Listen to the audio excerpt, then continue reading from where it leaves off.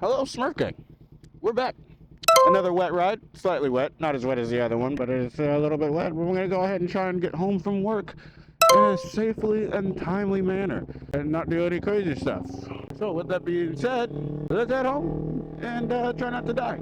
All right, so ladies and gentlemen, let's have ourselves a quick little discussion. Something about, well, let's be honest. Ladies and gentlemen, we're going to have a conversation about motorcycles, because guess what? This is a motorcycle channel, and that's what we do. Now, I've seen a lot of times where people are just wondering whether or not they should get the bike. Mama said something, grandma said something, or somebody said something about somebody they know having an accident. Look, accidents happen in cars and in motorcycles. You're just more likely to die if you're on a motorcycle when it does happen. But that doesn't mean you should ride one, because at the same time, there is no experience like riding a motorcycle. It is engaging, it is, well, cheaper in some ways it's not, because obviously I gotta wear a helmet, and I don't have to do that in a helmet unless I'm at the racetrack, or I don't have to do that in a car unless I'm at the racetrack, so that should tell you all you need to know about that. But also, with that being said, it comes with a little bit more dangers because, well, these roads, as I can feel right now, are quite slick, and right now they're wet, so it's not that bad, but it is slick. I can tell you that for certain. But back to what I was saying. The reason you should get the bike is because no matter what bike you get, as long as you can fit on it and not feel like you're too big for it, any bike is pretty much gonna do two things. It's gonna get you looked at by dudes, whether you're man or woman. Sorry, buddy, but that's just the way that goes. And it's gonna be a fun experience, whether it's a 10-minute ride or 2 hours. Just make sure you can actually handle the ride that you're about to go on and wear your gear properly. That's the hardest part. What gear do I buy? Blah, blah, blah, blah, blah. Forget that. All you need to do is make sure it says ECE certified with some numbers and is your size, and you're good. Same with your helmet, same with your boots, same with all that stuff. And then you just need to get a bike that you can ride. Don't get you something that you're afraid to drop, because again, that is stupid. That is a terrible idea. Why would you get a bike that you're afraid to ride? I wouldn't get a car that I'm afraid to drive. Definitely not. I'll never be that person. But you should have a healthy fear of motorcycles, because again, it is more dangerous, but at the same time, it is up to you to keep yourself safe, just like it is up to any car to keep themselves and everyone else around them safe. Because let's be honest, road rage is stupid. Feels good in the moment, but oftentimes leads to some stupid shit, and ain't nobody want that. With that being said, ladies and gentlemen, again, I reiterate for the third time, get the bike. Because it's a level of fun that a car will never give you. It's a level of community that a car doesn't give you. Because how many times have you got stopped on your car versus on a motorcycle if you have one?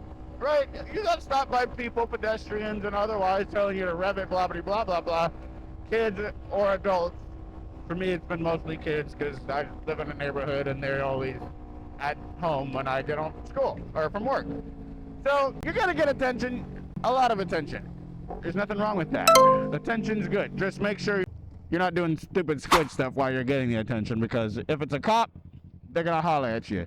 If it's a kid, well, they're going to holler at you and try to do the same thing. And we don't need kids doing that dumb shit.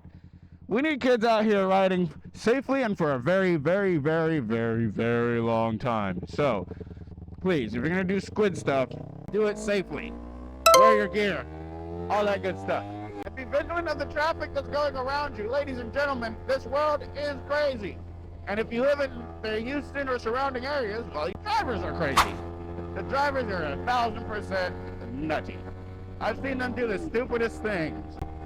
And I've driven in California and up and down the West Coast, and people are like, oh, those drivers are crazy. They 1,000% are, but the drivers in Texas, especially, I don't know if it's worse in San Antonio. I've driven in San Antonio, and it was, by God, it was terrible. But I've been in Houston longer than San Antonio, so I don't know if I have enough data for that to be an accurate statement, but I think San Antonio drivers are worse than Houston drivers in cars.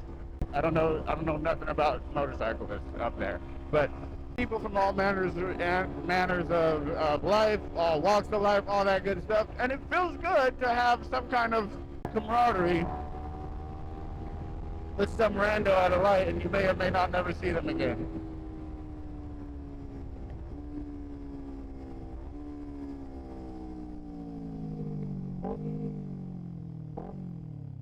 Easy does it. Yeah, nice downshift. Timed it good. Can I get a light? Can a brother get a light? Yes.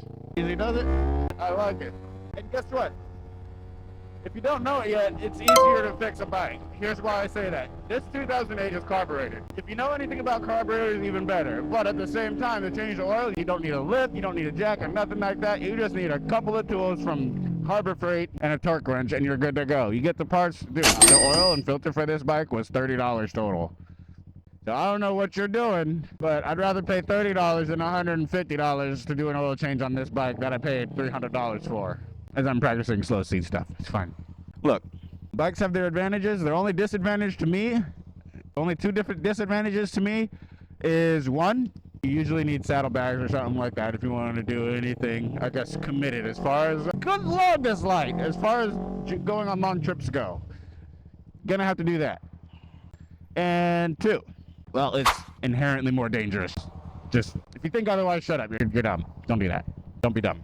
This is a motorcycle, ladies and gentlemen. It is the closest thing you can get to riding a horse on the street and still keep up with traffic. And you get to take cool pictures. What more do you want? I'm Afro Smurf. If you have any motorcycle stories, please let me know. If you found out late in life that you're a motorcyclist at heart, congratulations. You can hit that like and subscribe button and be like me, part of the Smurphgang. New to this riding thing, new to this motorcyclist thing, and, well, enjoying every minute of it. Again, I'm Afro Smurf.